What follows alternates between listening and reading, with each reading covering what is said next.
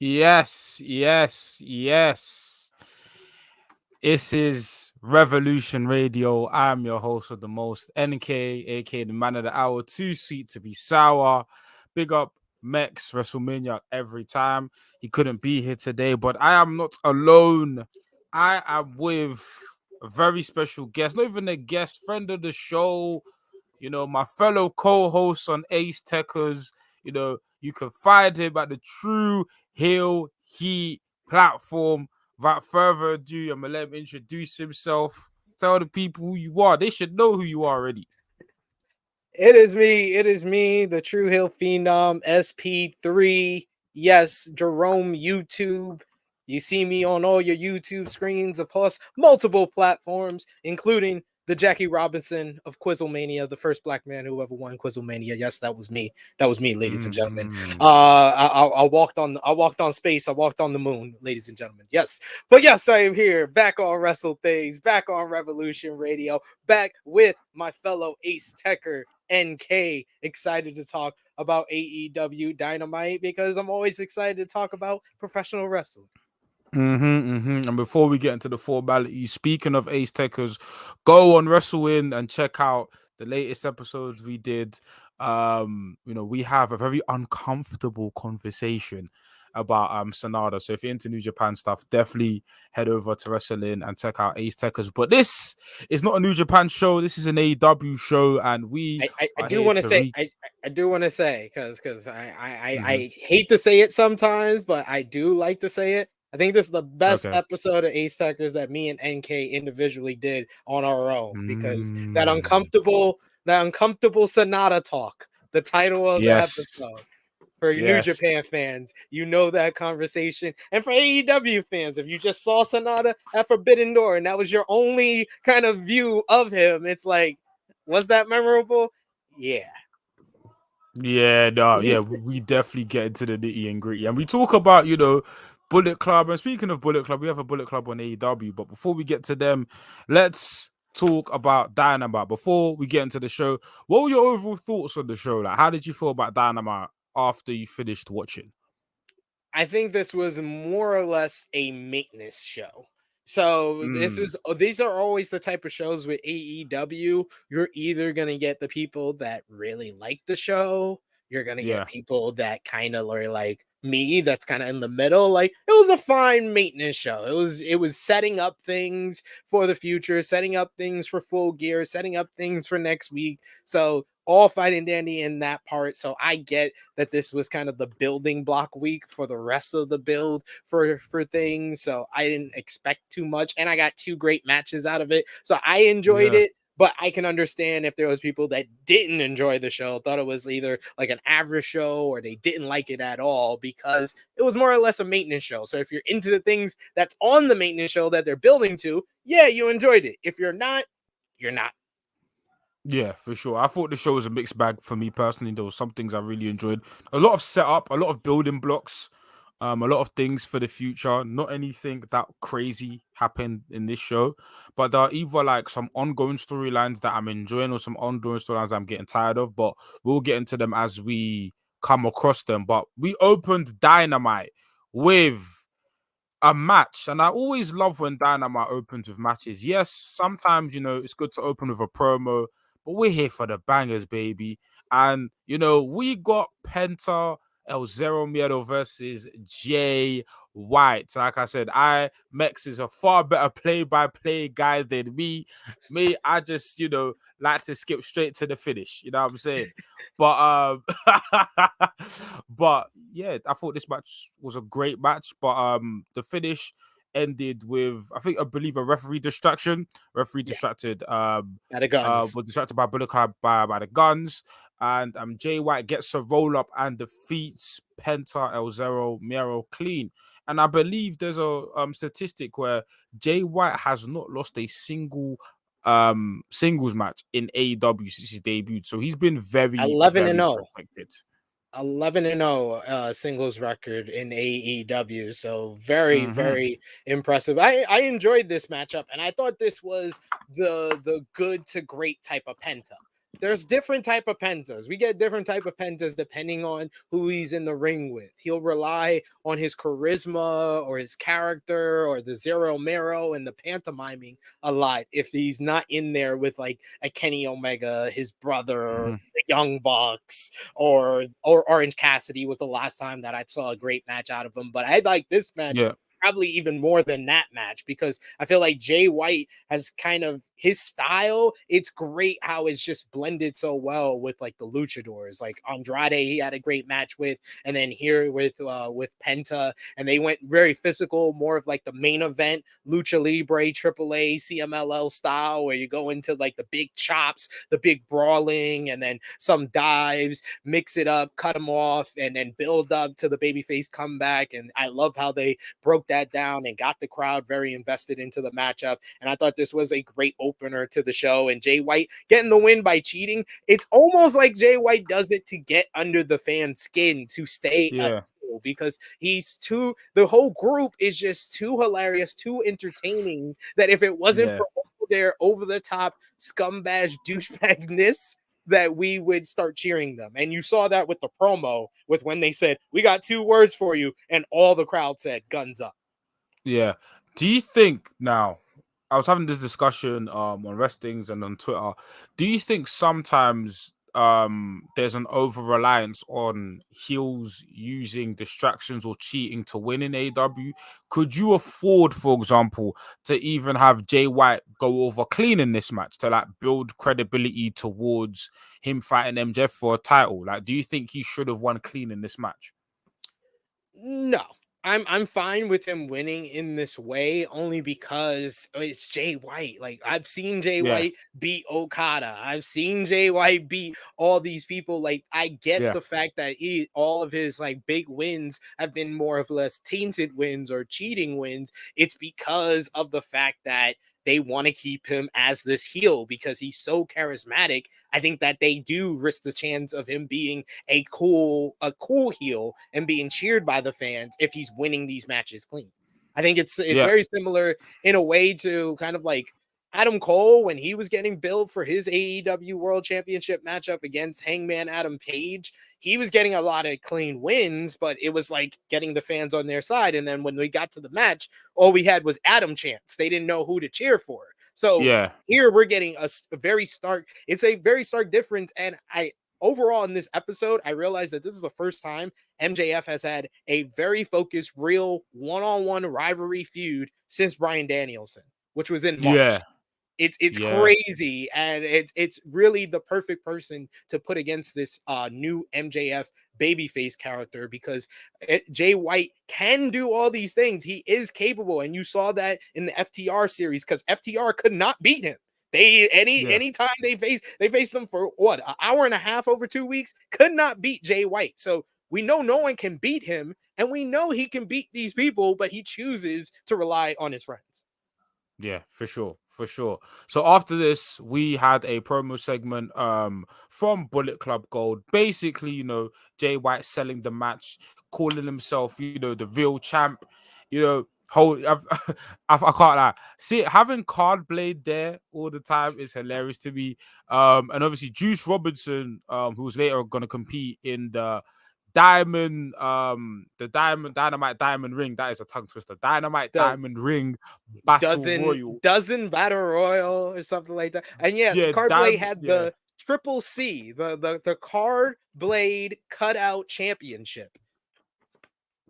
yeah, yeah, yeah. And he basically said that he is going to win the Dynamite Diamond Ring, and then he is going to beat MJF the following week. And then MJF quickly had a very cute segment with Renee Paquette saying he's going to get his title back no matter what the cost. So we flash forward to the next match, which was I thought this was a title match, but was in fact a title eliminator match. This was Emi Sakura versus Hikaru Shida. Now let's flash back to a week before. Obviously, Hikaru Shida beat Saray for the AW Women's Championship. SP3. What are your thoughts on not only Hikaru Shida being a 3-time AEW Women's Champion, but your thoughts on Soraya's reign, and why did they even take the title of Hikaru Shida if we're gonna put it right back on her? Your thoughts?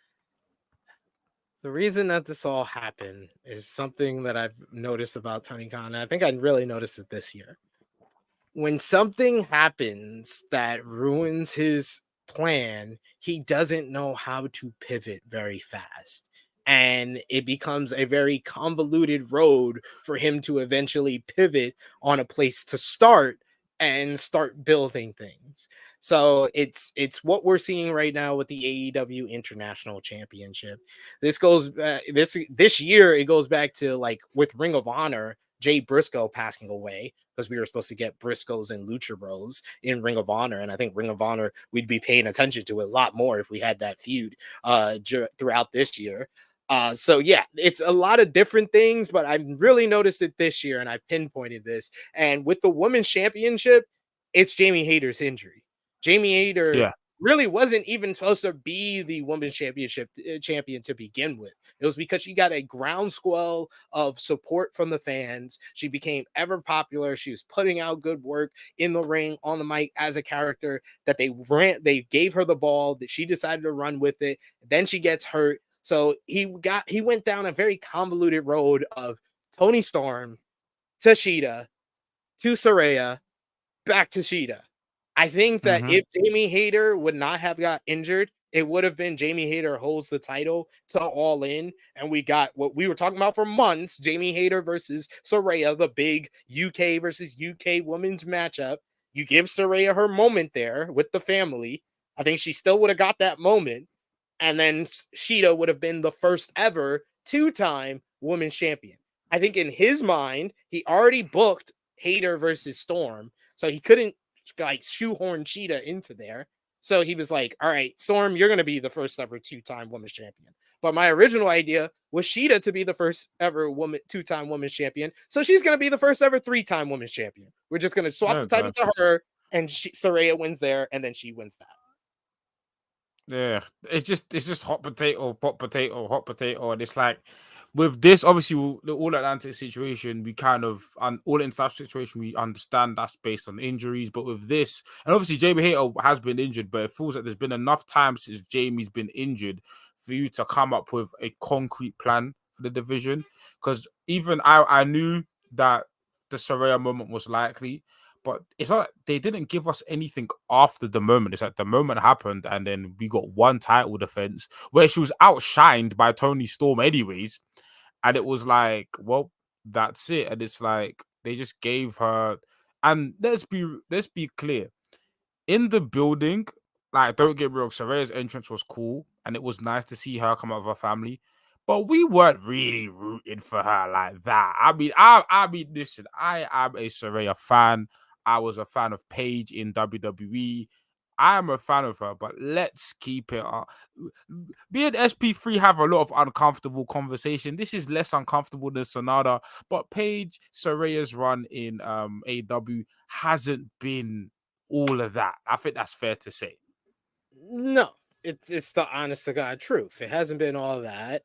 Outcast will go along with all the failed stables that AEW has done with the Right there with the firms, baddies. with the bad. Well, no, I wouldn't even put the baddies. That's more of like it was just like this kind of like concept of the Outcast. It goes along with all the ones that were like failed from the very beginning because the baddies was Okay. a good idea. But Yeah, this fair. one was never a good idea. The Outcast. That was never a good Yeah. idea. Nightmare Collective was never a good idea. Ooh, Yeah, that's yeah, yeah. yeah. Yeah. Dan Lambert and the MMA guys was never a good idea.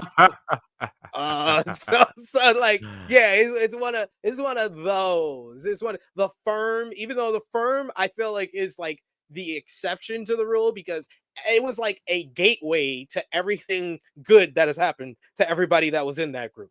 The Guns became champions. They Yeah. they are now in Bullet Club Gold. Big Cass is a tag team champion. Like, you know, it's crazy. Like, look at Yeah. Ethan Page is actually getting a push on Ring of Honor. Stokely Hathaway's a part of the board of directors on Ring of Honor. Like, they found something for everyone in that group. It was like a gateway drug into actual Yeah. pushes. That is true. That is true. I forgot about but yeah, that's true. I thought that the Thurb's doing all right. They're doing all right. But yeah, let's quickly get into the match. Hikaru Shida versus Emi Sakura. I thought this was a really solid match. You know, it's always nice to see Emi Sakura on TV. Emi Sakura is obviously a veteran in the game, and the commentary put over, you know, how Emi Sakura trained Hikaru Shida and so on and so forth. And I thought, you know, this was a really good back and forth affair. Hikaru Shida picks up the win. And yeah, SP3, your thoughts on this match briefly? Yeah, I enjoyed it. I thought it was hard hitting. It was only 8 minutes 50 seconds, so it was only, Yeah, and it had a commercial in between for yeah, us watching in the US. So yeah, you're only gonna see so much, but I thought it was a good effort by both women. Emi Segura is so underrated. She's so good, has some of the best chops in the business, regardless of gender. So I enjoyed this, and I love her saying, "Your Highness, praise me, Your Highness." I love that. yeah, for sure, for sure. So we have next, we have Wardlow faced Ryan Nemeth. Um, and basically he came, he saw, and he conquered. Hit a power bomb, referee stoppage. That's about it. And then Tony Schiavone went and spoke to Wardlow, you know, and asked him, you know, what is next for Wardlow? Like, what is up with you? Wardlow shows off the tape that says MJF, barges Tony Schiavone, and walks off. He's not here for a long time. Or a good time, apparently, because he just came and left.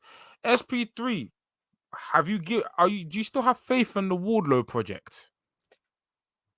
Um, I'm not confident in it, but I'm a little bit more optimistic after this week because they acknowledged the wrist tape that said MJF that someone pinpointed from his return a couple of weeks ago. I like him pushing over Tony Schiavone to kind of firmly confirm that he's a heel now, and he's Yeah, not talking. He's not talking. That's also a good thing because Wardlow's World and all those promos did not work.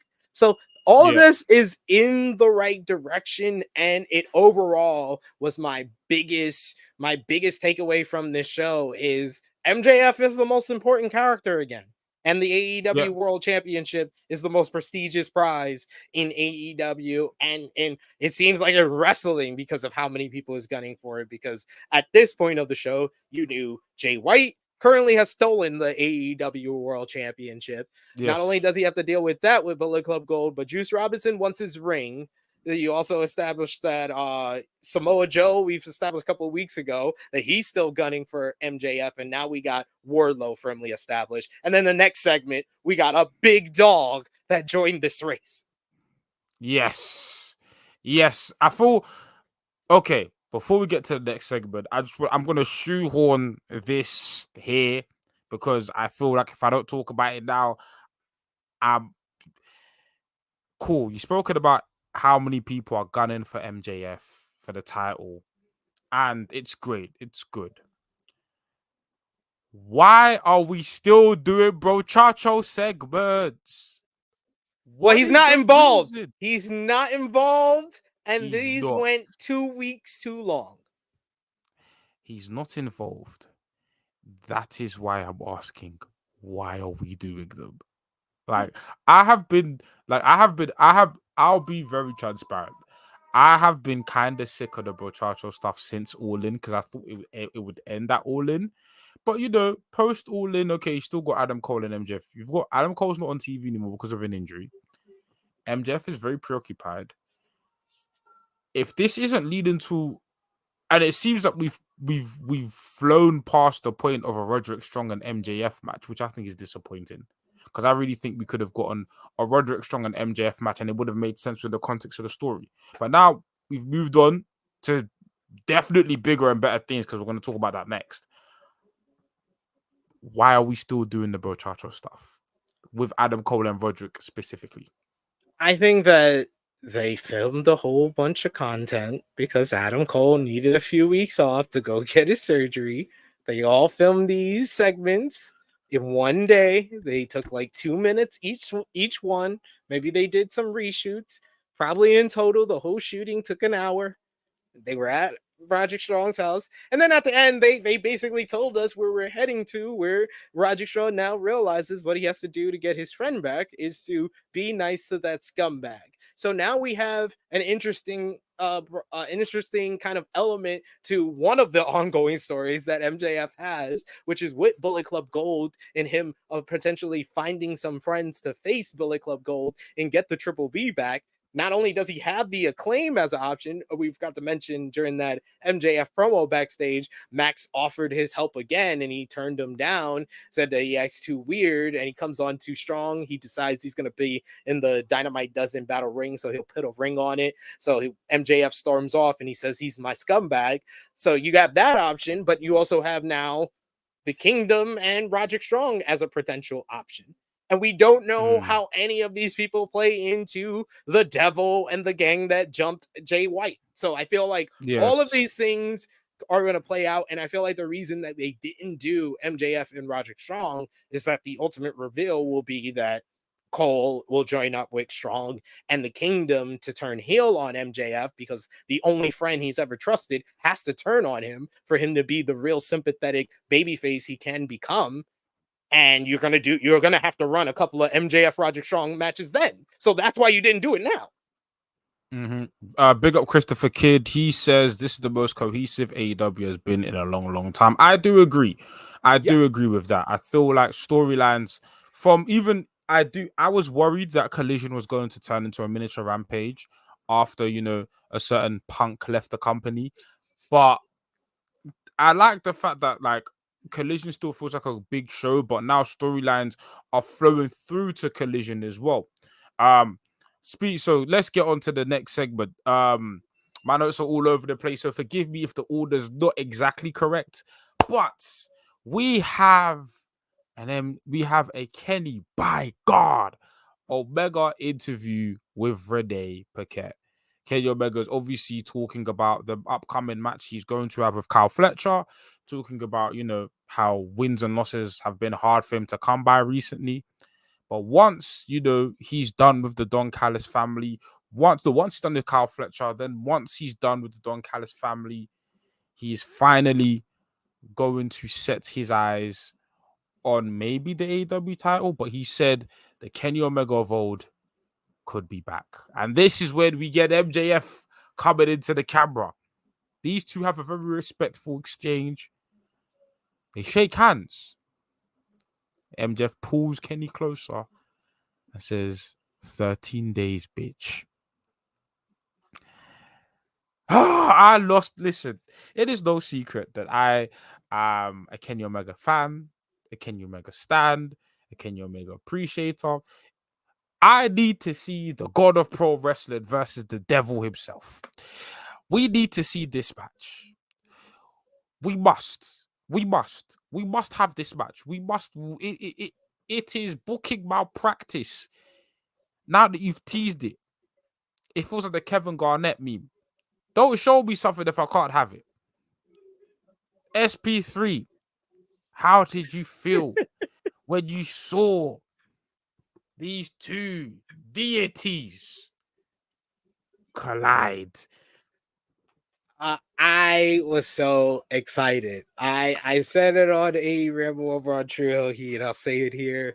I feel like Tony Khan saw last week's SmackDown where Triple H decided it was going to be like the coming attractions for everything that's going to come later with Cody and Roman having to stare down Jimmy and Jade and Charlotte. I was like, it's coming attractions for everything that's going to come that get you excited. This was AEW's answer to that. Like, it was just like this main event matchup that everybody wanted, that everybody needs, but even more than that, because these two guys are just unbelievable performers in the ring, especially in big match situations, that I feel like, they are teased that they are both booked for the October 28th AEW Collision, which is the final stop before MJF breaks the record on October 31st. So I don't know if you rush it and put it on that show, but this feels like your Revolution 2024 main event. Absolutely. It feels like Omega deals with the Don Callis family, and then he has to go through maybe like a tournament or go through other contenders, because all these people, I think that they're building all these people that we might get the first real eliminator tournament, like real Yeah. contenders, because they have actual people that they can build in, they can put into this tournament that are believable, and it plays into all these storylines. And I love this interaction because it brings everything together. I love when everything is interwoven in a story, and AEW, I feel, is at its best when it's like that. Like, it reminds me of like Full Gear 2019, how everything was kind of interwoven. You had Young Bucks versus Santana and Ortiz. You had Cody versus Jericho. Yeah, and everybody was mixing it up. Then you had Kenny in there because he's with the Elite, but then John Moxley's in there because he's feuding with him. It's like everything Yeah. happens, and you saw that last week with the Brawl, and you saw that a little bit more, but this was with like angles and different promos, and this was great Yeah. bringing these two guys together. And I didn't even think about, you mentioned God versus the Devil. That just, come on, that just writes Yeah. itself, ladies and gentlemen. Yeah. That just writes Yeah. itself. This is a big money matchup. You saved that for like Revolution 2024. I think. Yeah, you saved this match for, apparently there are talks of a December pay-per-view, but even Yeah, so, I think you saved this for the big shows. I consider Revolution one of the biggest shows. You save that for maybe a Revolution or so on and so forth. But yeah, this is exactly. I mean, there's been a lot of discourse about Kenny Omega. In fact, we'll talk about the Kenny Omega discourse going forward, because before the Kyle Fletcher and Kenny Omega match, we had a Don Callis. We had the Don Callis family come out. Um, they they were about to, do a typical, Don Callis about to do his typical monologue soliloquies on Kenny Omega, when Kyle Fletcher comes into the oh, ring and takes whoa. You got to mention the Powerhouse Hobbs promo. The Powerhouse Hobbs ah origin story. His origin yes. story. Yeah. In fact, I'll let you take away the origin story, I SP. will do it. I will do it, sir, because Powerhouse Hobbs on national TV told a story about his big mama. Yes, he in fact Yes. said big mama. He did not say Mm-hmm. grandma. He did not say mama. He did not say nana. No, he said big mama. So he gets points for that already. But he told the origin story of his hatred for Chris Jericho. He said he was his hero as a kid. And when he was 7 years old, his big mama took him to meet Chris Jericho, sat front row, and all Jericho did was walk past his big mama, tell her to shut up. He told him to shut up and disrespected the both of them. And he held that grudge ever since. And he got his revenge last week when he destroyed Chris Jericho. I absolutely love this origin story. Yes. I love it so much. This was the best Powerhouse Hobbs promo ever. Yes. It was. How do you feel Power Hobbs? Do you feel like Powerhouse Hobbs will benefit for being in the Don Callis family? Yeah, I think so, Mm-hmm. because there's a little hints that they're giving us. Because I Mm-hmm. think that Don Callis does everything on it for a purpose. And immediately when Powerhouse Hobbs joined the group, I was like, okay, AEW got another opportunity to do the Batista bricks away from the stable storyline, Yeah. because they failed at capitalizing on Wardlow doing it. So now they have another opportunity with Powerhouse Hobbs, because Takeshita, I don't think he has the chops as far as like on the mic to turn against the group. I think that he's benefited by having Don Callis speak for him. But Powerhouse Hobbs, he showed in this promo, he really don't need anybody to talk for him. He's using this for credibility, to because Yeah. he has the wins. He's been TNT champion, but next to Don Callis, he feels more like a main eventer. So he's Yeah. just using this to get further in his career. And then when they showed the Don Callis family Last Supper, the spot that they put Powerhouse Hobbs in is Judas. And I said Mm-hmm. from the very beginning, Powerhouse Hobbs would be the guy to break away from the group if Callis becomes too much. And I feel Mm-hmm. like they're setting this all up for him to be the breakout star from the group, while Takeshita is the guy they're building in the group, and Sammy's just a project.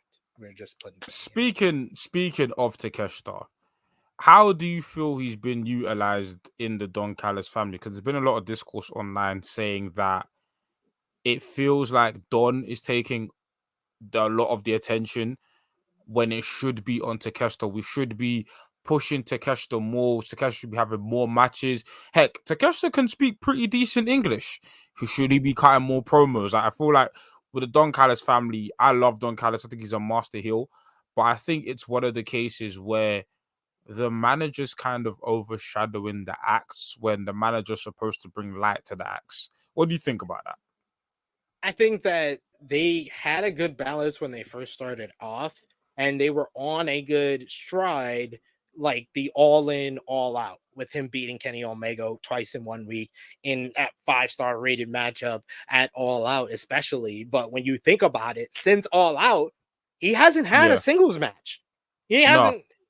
He's barely had a singles match. If he has, I don't remember it. Maybe the Bandito match was since All Out, but I think it wasn't. But yeah, No, it like wasn't. that's yeah, that wasn't. So that was before then. So no, he has not had a singles match since All Out. It is booking malpractice with the people that Yeah. had the most momentum coming out of All Out and how they've been used since.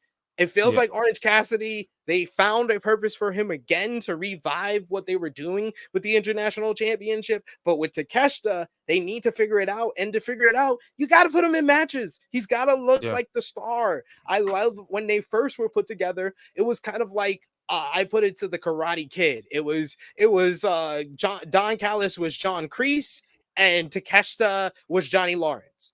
He was Johnny Mm-hmm. Lawrence. He was the main gun. He was the main gun for the sensei, and he was gonna go out and he's gonna destroy everybody. I like that. Go with more of that, but we need to see him more doing of the destroying. That's what we need to see more of. And it seems like Hobbs is taking his spot in this like one-on-one Omega feud for Full Gear, because Hobbs can take the fall and he'll be all right. Takeshita, they still need to build up, but you need to find his next one-on-one feud. And I don't Yeah. think it's Chris Jericho, and I don't think it No. should be Chris Jericho. No. No. So we have Kyle Fletcher. Well, Don Callis kind of takes a shot at Kyle Fletcher because I believe last week on Dynamite or the week before there was a tag team match where Kyle Fletcher took the pin from Kenny Omega. So Don Callis takes a shot at Kyle Fletcher. Kyle Fletcher bursts down into the ring, grabs the mic off Don Callis, and says he took the match as a favor, but not to Don Callis, to Will Osprey, which means we're getting the match at Wrestle Kingdom. We have to get it at Wrestle Kingdom. Please, please. Give me Will Osprey versus Kenny Omega at Wrestle Kingdom. I'm excited about that. But yeah, Kyle Fletcher basically says he wants to do this on his own. No help from the Don Callis family at all. So the stage has now been set. Omega versus Kyle Fletcher. The match starts off with Kyle Fletcher attacking Omega from behind. And what they do is have a classic Kenny Omega match on Dynamite. You say Takeshita hasn't wrestled. I remember the days of 2019 when AEW was, this young upstart company. And I would see Kenny Omega wrestle week in, week out. This I will never forget the weeks building up to Revolution. 2 weeks before Revolution 2021, we had Omega and Hangman Page versus the Lucha Bros. The next week, we have Kenny Omega versus Pac in an Iron Man match. And then on that same week, we had Kenny Omega and Hangman Page versus the Young Bucks. We used to get Kenny Omega on TV wrestling week in, week out. I remember the belt collector days. We got Kenny Omega versus Jungle Boy on a Dynamite. Kenny We Omega got, versus Ray Phoenix. yes, Kenny Omega versus Christian Cage on the Rampage. Kenny Omega versus Danielson was on the Grand Slam. How far have we fallen as a community? that I barely get to see Kenny. And listen, he was being held together back then with needle and thread. Now he's healthier. Sure, he wants to. I'm looking at what Danielson's doing. I'm looking at what Danielson's doing. Yeah. And it's like, Kenny, wrestle. Because Danielson just came back from a broken arm and he's having death matches. He's having like he's doing whatever. Yep. Whatever the And it's hell he like, wants. yeah. Christopher Kidd says, how much credit do we give Kenny being vocal about wanting to do tag stuff more than just singles? He's barely doing tag. Yeah, he's not doing that either. Not He's doing barely tag, doing not doing trios. like Kenny started off the year doing a lot with the trios, like they were Yeah. with the best of 7 series, the Lucha Bros, and then it just fell apart. But I this is think why, it's pretty much since the Forbidden Door match. yep, That since the Forbidden Door Forbidden Door match match, took a lot out of him, more than he's let on. That's what I think. I probably maybe, but hey, I don't know. The problem is Kenny's been on. I think he's been on every pay per view since Forbidden Door, but it's like when it comes to singles matches, we've been like struggling. Like we haven't gotten Kenny wrestling, and this match with Kyle Fletcher is exactly why we need Kenny Omega in ring. Because this match with Kyle Fletcher was excellent. The counters, heck, he did the triangle dive, which I haven't seen him do in a very long time. He was busting out moves I hadn't seen. It was like, this is why, we gave him the nickname the God of Pro Wrestling. SP3, your thoughts on Kyle Fletcher versus Kenny Omega? So in AEW, ladies and gentlemen, Angelo Del Vikingo, Jeff Cobb, the Will Ospreay matchup at Forbidden Door, Yeah. Wheeler Yuta Yeah. on Dynamite, Konosuke Takeshita on All Out, and last night against Kyle Fletcher. Those are the only singles matches in AEW that Kenny Omega has had this year in 2023. The year of our Lord, 2023, ladies and gentlemen. And look at the matches I named. Those are some of the best matches of the year. The Ospreay match at Forbidden Door. The Moxley Steel Cage matchup was one of the best TV matches. The Angelo Del Vikingo matchup on Dynamite made him a star. They got 5 stars in the Wrestling Observer newsletter. And then Kyle Fletcher, he made into a star last night with his best match to date. This was Kenny Omega showing why we need to see more singles matches with Kenny Omega. And we need to have a heel Don Callis against him, because not only does he heel on Kenny Omega, he also talks about the importance of beating Kenny Omega. He makes that very valuable, and there was stakes to this matchup for Kyle Fletcher because of that. I love the promo beforehand with the Don Callis family kind of teasing. I thought it really was teasing Don Callis family versus United Empire if and when, probably when, Will Ospreay signs with All Elite Wrestling. I think that's the direction you go, of United Empire versus Don Callis family, or something along those lines, or maybe them merging. You never know what AEW is going to do, but there's different directions they can go there. But love this opportunity for Kyle Fletcher. I thought it was his best match to date. He looked great. The back and forth towards the end with the V trigger where he turned him inside out was awesome. Then the final one ring angel, man, there was just so many great back and forths. I love the dragon sleeper at the end by Kyle Fletcher. This was a Kenny Omega style matchup, but Kyle Fletcher fit in it so great. And for 24 years old, he's going to be great in a few years. I just feel like he's missing something as far as his character or his look. Yeah. And I think Yeah. that's the one step he's away, that he could potentially even become a single star. Yeah. I think I might have missed the Adam Copeland and Renee Paquette segment. SP3, could you take us through the segment while I try to fix my internet issues? No worries, I got you. So basically, this was the rated R rebuttal, ladies and gentlemen.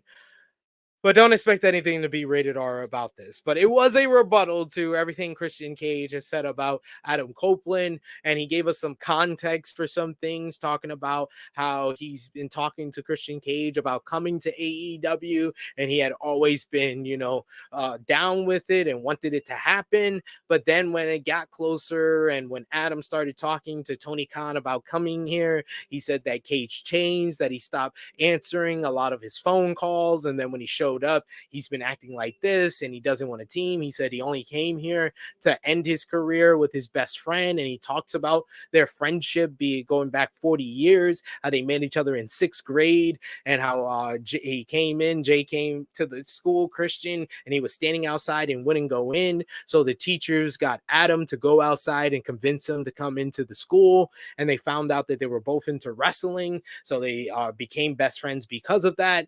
And they decided together they were going to ride into this training school and become wrestlers. But only Adam wrote in the letter because Christian was kind of like nervous or wasn't confident in himself, had some insecurities. And it took Adam basically convincing him a year later to start his training in wrestling. And then when Adam got the dream job for the next 6 months, anyone that would lend him an ear, he told him about Christian Cage, told him about his partner, that you need to see this guy, that he's great, and got him the job. And they flourished in their career. But basically it's always been about jealousy. And you heard Christian say that Edge always had the rocket strapped to his back, but that negates all of his hard work. And he talks about that if it wasn't for him, Christian would be working at an IT office or somewhere because he got him the job and convinced them of all this. And he thinks that he's one of the most underrated wrestlers of all time. So he says that whenever Luchasaurus and Nick Wayne, let him down or lay him out, he's going to be there to pick him up. So basically, he gave all the context for this story, but I thought it was good stuff in further kind of context to kind of flesh out the story of Adam Copeland and Christian Cage, which is Yeah. either 2 or 1B as far as like the most important story going on in AEW right now. Yeah, for sure. And it feels like, you know what, in AEW, it feels weird. Whenever the All Atlantic title is doing well, the TNT title feels here. And now it's flipped where the TNT title, like, really, it reminds me. I haven't felt the TNT title be this important since the Cody days, Yeah. where this really feels like a secondary title, but like it feels like there's the world title and then the TNT title is like just here. And I Yeah. think that's obviously due to like Christian's incredible run with the title. And now you're insert, even though Adam said he doesn't want the TNT title, he's surrounding himself with the TNT champion, which only makes the title look better. But yes, thank you for the amazing breakdown by SB3. I couldn't have done that. I'm not a breakdown guy. This is I'm telling you that. But yeah, let's move on. We have an appearance from a wrestler I have not seen in a while. We had a Lance Archer appear. I can't remember the last time I saw Lance Archer in the AEW ring. It's been forever. I don't. Has it been a year? Since earlier this year, I think he made an appearance maybe like in February, but it's like the Bigfoot or the Loch Ness Yeah. monster every time we see Lance Archer, and it's just like, yeah, great. I mean, I want you to do this more consistently, ever so often. Since you have 3 shows, you can throw us a Lance Archer squash match, and when you need someone to fill in a spot, a heel or a monster, Lance Archer can fit there because he's your Big Show. So you could turn him heel or face depending on what role you need him for. Yeah, it's just more so. What do we obviously? Lance Archer comes onto the ring, he squashes. I don't think, did the talent have a Barrett name? Brown. Barrett We Brown. we only know that because Justin Roberts said, and I quote, dragging his opponent Barrett Ah, Brown down to the ring. got you, got you. But yeah, it's almost like we have the question of what exactly do we do with Lance Archer in terms of like I think his most notable moment in AEW is when he won the IWGP United States Championship against Moxley. which I think that was maybe 2021, 2020. I think it was or maybe his 2021 intro feud with because of Cody. Jake the Snake, Yeah, in those promos. yeah. So, what is there a spot for Lance Archer? Is there anything that you would want to see Lance Archer do? Because right now he's back, and I'm like, he's back. I'm happy he's back. Where exactly do I put him? I wouldn't put him in a faction because his whole character is kind of like this loner. I destroy things, but if I put him against a top guy, he's gonna lose. So I think where's a feud? Yeah.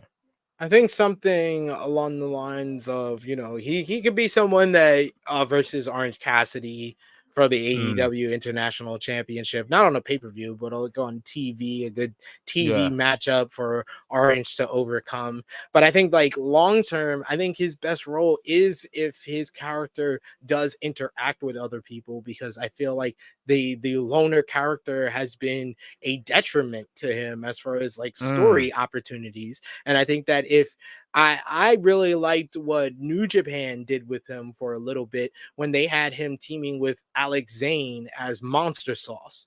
If you put him as a baby face and he's like the protector, and in a similar yeah. fashion, because you don't have Luchasaurus anymore. What Luchasaurus was for like Jungle Boy and Marco Stunt, you have him with like a smaller competitor be like the protector of them. I think that that will be more long-term story potential than just him being Hmm. this loner.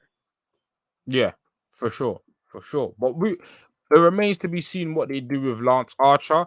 But next we had Swerve Strickland and Prince Nana promoting Swerve's, latest music video. When I swerve, yep. I've been doing the dance. Yep. I'll be doing the dance at work. Like I just be chilling at work. Just Prince Nana is amazing. Um, Swerve Strickland says he should be celebrating right now while being TNT champion, but that's had Adam Hangman Page's fault. Yeah. At first, it wasn't personal. It was about the position, the opportunity. Now it's personal. And now he warns Adam Page and he says it's not always you that pays for your actions. So it's clear to see that Swerve and Hangman is a feud that will continue. But I wonder who Swerve's gonna go after because he said it's not you that pays for your actions. Are we getting the Bucks involved? Because there's Hangman doesn't have a lot of friends. I mean, the Dark Order aren't his friends right now. No. It's They just the elite. they don't count anymore. It's yeah, it would Yeah, be the elite, which I would love to see. I would love if maybe like they do like since they're doing that December pay-per-view, you could do something like yeah, well, if you're doing like Final Battle, you can get Swerve on there and have Swerve replace Brian Cage and join the Gates of Agony against the Hung Bucks at Final yeah. Battle. There's different ways that they can go about it. I mean, I would love for a home invasion though, because we never had an AEW home invasion, and Swerve goes to Hangman's house. And he's outside his house with his wife and kids. It was like, you made things personal now. Because Oh my Swerve is the god. guy that would do this. He has a history of doing this. He went to Nick Wayne's house and almost committed murder on that young 18-year-old boy. It's like Swerve is capable of this. He makes movies, and we might see his next movie by Mm, his ominous words. mm. I mean, I'm invested in Swerve and Hangman. They had an absolute bang out Wrestle Dream. So let the matches continue between the two.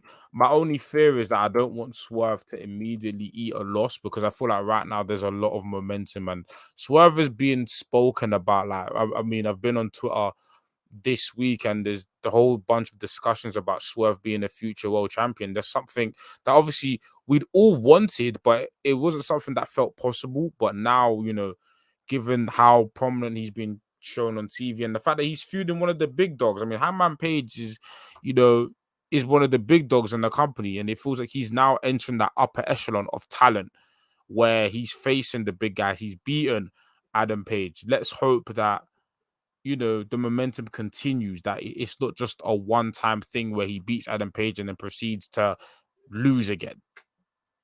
Yeah, I mean, I don't mind if they have their rematch at Full Gear and you give Hangman his win back, but I like the fact that with Swerve's feuds though, it always feels like, yeah, this is a babyface company and he's a heel. So yes, he loses these feuds, but he always goes into something bigger. It seems like Mm, it seems like he left like the whole Keith Lee feud undone, and then went into a mini feud with Orange Cassidy. He lost a yeah. mini feud with Orange Cassidy, immediately went into one with Sting and Darby. He went from Sting and Darby immediately into Hangman. He's like going up and up. If you really realize, he's going every time he's losing these feuds, but he's still going up the ladder. So even if I feel like he is Teflon at this point, that he can lose at Full Gear, but it's going to propel him up because he's done such great work. And he did in 30 seconds. He further developed and progressed this feud a lot more than guys Mm. that got a lot more time on this episode. So Swerve Oh, for sure.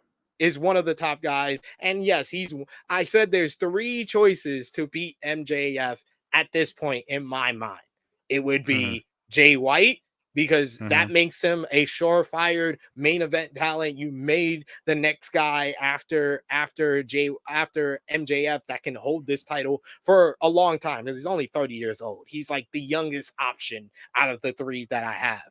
Then you got Swerve Strickland, because he's just on the rise and he just feels so undeniable, and you make history with him. And you have a heel that could potentially become the top babyface very easily, once again, like you just did with MJF. And you make the next guy as well there. And then the other person is the only person that I don't feel like you make the next guy, but story wise makes sense, is Adam Cole turning heel to beat MJF for the AEW World Championship.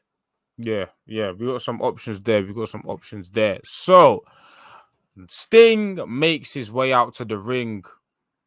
Big pop. It's Sting. Obviously, an announcement was promoted ever since last week that Sting has an announcement. So, Sting starts off the speech by saying he's been up and down the road with guys like Lex Luger and the Steiners. They look, to the generation before him, to guys like Hogan and Dusty Rhodes. Hogan got a big boo. Well deserved boo.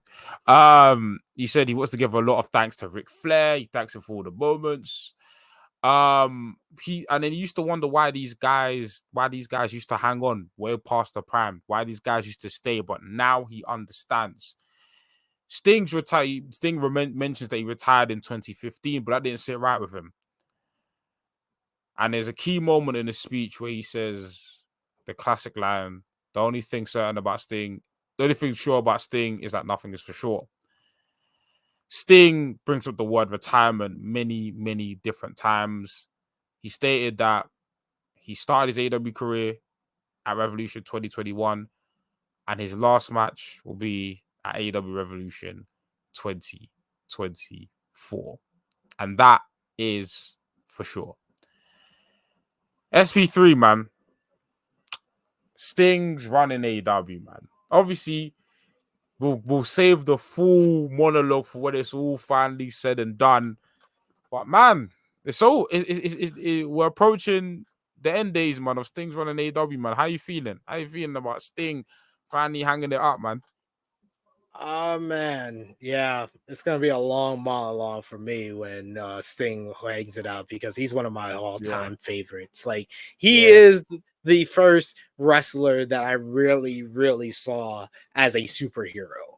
The look with I came into wrestling and I first discovered WCW when he was Surfer Sting with the blonde Mm-hmm. hair, and he was versing Vader, and Vader was this monster, and it was only him that could compete with Vader, or it was Ric Flair and the Four Horsemen, and he was always at a disadvantage, but he never quit. He always fought against them. Then I saw him when he got the brunette hair, and he had to deal with Lex Luger being a scumbag friend who no one trusted but him. But he stood by his best friend until his best friend turned on him when the NWO had a fake Sting, and then he decided to go into the Raptors, and then he became Batman. It was so cool. It was the coolest thing about being a kid, was Sting coming through in the NWO, hitting people with bats with one hand. He had the bat in one hand. He would punch people with one hand. He was Batman, like you saw in the comic books. That's what he was. These people would just fall down off of one punch, like putties, like he was a Power Ranger. It was crazy.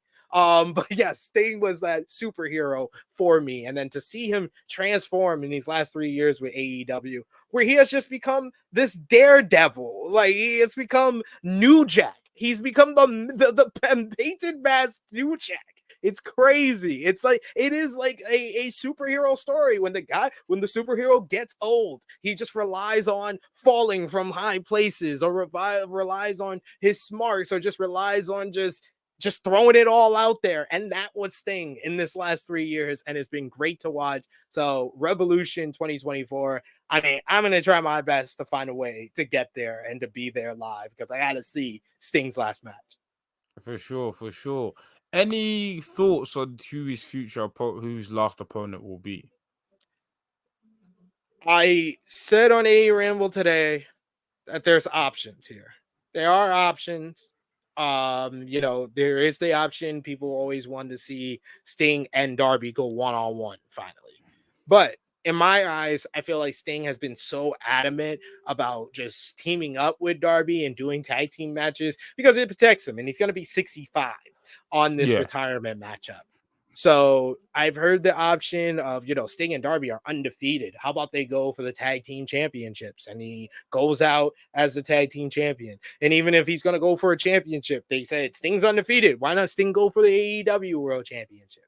I think the best option, said on A Ramble, I'll say it here, Sting and Darby versus Adam Copeland and Christian Cage reuniting for the very first time, because that ties all this story up in a bow. From the first promo, Adam Copeland said that these two guys only became wrestlers because they always wanted to be like Sting. Sting was an inspiration for them. So I think the most appropriate story for all of this is Adam Copeland and Christian teaming up together again to face the guy that inspired him in his last match. That is a pick I was not expecting, but that makes so much sense. And that is like a big, big marquee match for sure. I feel like we got like the same way we had KG Muto bye. We gotta have a Sting retirement tour. You gotta bring in all the legends. Like January, I just want to see legend after legend. Whether you bring in Flair, you bring in all of these guys to not to wrestle, please Flair. No, I no, know no. Flair It's wants just to gonna be wrestle. front row. Just put Flair, Just do, Luger, yeah. Bagwell. Bagwell will take a payday to be there. He'll take it. He'll be there. Bagwell will be Yeah. there. Get You the just Steiner and not Rick. mm-hmm. Not Rick. Get Scott. Mm-hmm. Just get Scott. Just Scott.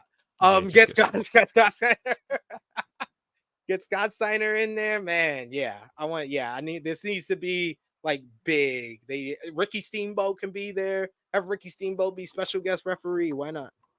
Yeah. I was gonna say get Bischoff in there, but obviously, TK and Bischoff aren't on good terms, which is weird because Bischoff was on so many different dynamites. But anyways, I digress. Started talking trash about AEW, started being critical. So TK didn't Yeah, like that. yeah, Stopped using them. yeah, Bischoff got more angry. He was like, I'm gonna be on Jim Cornette levels now. yeah. Nasty, nasty. We in the home stretch of this review. So Tony Storm has another one of her. What does she call them? Silent films. Silent films. Yes. A silent lament. I think that's what this was called. But yes, these silent film. I don't know how to analyze these. They're just fun, wacky stuff. But this was better than last week's one because last week's one I was not a fan of. Last week was just flapping about, but this was felt like an actual silent film. I understood the story of last week was her, trying desperately to get to her lover and then meeting up with her lover and kissing the lover in the hotel room. I get that. But yeah, for a silent film, you need more than one person. So this was an Yes. improvement. Having RJ Yes. City there play Mr. Production manager, and apparently Tony's gonna have a new butler.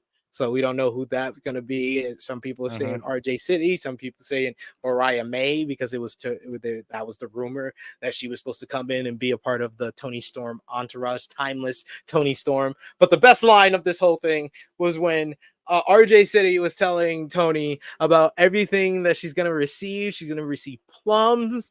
She's going to receive the pearl necklace. And she says, "How dare you!" and slaps him across the face. And he says, "I meant the jewelry." That was great. Great stuff. Great stuff. We got a pearl necklace joke on Dynamite. That's great. Crazy, crazy. So next we have some of my favorite things. JR sit down interviews, man. These don't miss. We have a JR sit down interview with Nick Wayne and his mother, and Nick Wayne's mother admits it was shocking when with what went down with her son and Darby Allin, because Darby Allin's been like a brother to Nick Wayne. She says it's out of character, and the things that Christian Cage has said about his father, she didn't recognize her son. She doesn't recognize her son right now. She put her hand on his leg, but Nick Wayne pushes it away. He said it was always Darby getting congratulated. And he's proving why I'm here, why I deserve to be in AEW. And he has a new father now.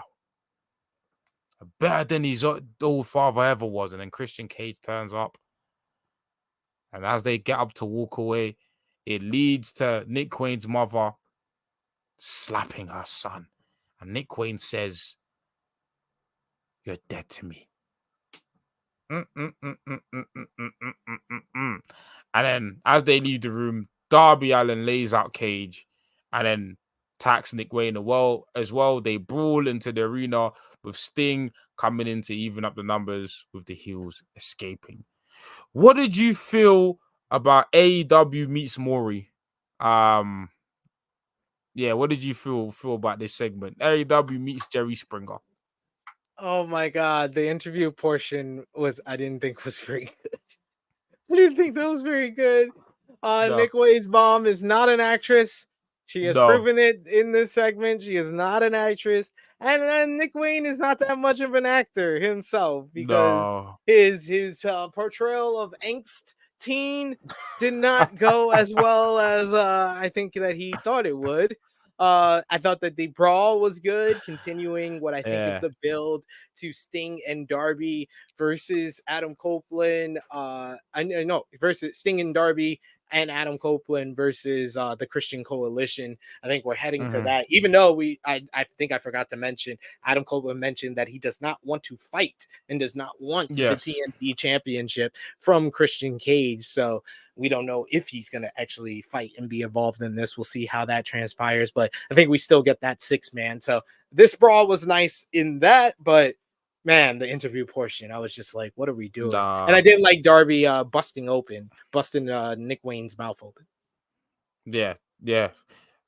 Big up Mama Wayne, but she is not an actress. No, no, no, no, no. And then we have the main event, which I was very baffled by this being the main event. But hey, we have the Dynamite Dozen Battle Royal. I am not going to get into every moment that happened in this Battle Royal because I don't think AEW do good Battle Royals, my opinion. I don't think their battle royals are too great. But I'm gonna skip right to the end. The final two were Max Caster and Juice Robinson.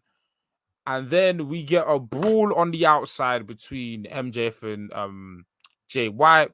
MJF briefly retrieves his title for a minute, but then Jay White clocks him again, which distracts Max Caster, which leads Juice Robinson to throwing out Max Caster, which means Juice Robinson has won the Dynamite Dozen Battle Royal, which means he will challenge MJF next week. Were there any standout moments of this Battle Royal? What did you think about the Battle Royal? And what do you think of the winner? I had a few moments that I think stand out. I thought overall it was a fun for what it was. It's not anything I'm gonna remember in a week or anything like that. Anything I would No. rate highly or star rating wise or anything like that. But it had its fun moments like MJF coming down to pay Dustin Rhodes, not to eliminate Juice Robinson, but to give him shattered brains and to kick him in the balls very hard. Yeah. Love that. That popped me. I love the ongoing story and really the story of the matchup being that Daniel Garcia was being stopped from dancing by Matt Menard, and it wasn't until Mm-hmm. Matt Menard was eliminated and it was down to 3 with Daniel Garcia in the ring, and we saw the juxtaposition of Daniel Garcia, who these fans chanted, "You're a wrestler" to throughout 2022. In 2023, fans chanted, "Do the dance, do the dance." They now want him to be the entertainer. It's great stuff. It's a great transformation. So I loved when he had that moment when he was able to dance at the end and him being eliminated that let him down. And then Matt Menard was able to be like, "See, it's because you dance." So I like that they following up with that smaller, like lower card story there. And that was kind of like the best part of the whole thing until the end, where Juice used the Cupid TJ Maxx ring to get the left hand of God to pick up the victory. And it was the predictable winner of this whole thing to begin with. So Yes, yes, yes, yes, yes. And that wraps up our review of Dynamite. Like we said before, pretty good show. Like it was a building show. Just built setting up a lot of things for the future of Dynamite. But SB3, was a pleasure having you on today. Tell the people where they can find you at and what you got going on. you can follow me on the Twitter machine at True Heel SP3. I want to thank NK for inviting me on. I love everything you guys are doing at Rest Things and Revolution Radio. Always one of the better Dynamite reviews out there. You can follow me over on the YouTube channel, True Hill Heat. That is TRU no E. True Hill Heat Wrestling, where we have daily content, consistent content. We got interviews up with Alec Price, Josh Alexander, Matt Cardona, and I believe one more person, Lash LaRue from WCW fame. And also got our review of AEW Dynamite with myself and Jimmy Macaram, who is the #1 critic of Tony Khan and AEW. So if you want a different perspective of hating on AEW, that's the place to be. But yeah, daily content over there. I'll be live tomorrow, 12:05 p.m. Eastern time, with our Bound for Glory preview. So join us for that. Appreciate you coming on SP3. Make sure you like, share, and subscribe to Resting's podcast. You know, we've got our flagship episode coming out tomorrow on a Friday. Make sure you check that out. Consider becoming a member. Membership gets you access to early content, gets you access to this Discord. And yeah, man, we appreciate all the support you guys are showing to the channel, man. But this has been NK, it's been SP3. We are signing out. We will catch you guys on the next episode of Revolution Radio. Peace.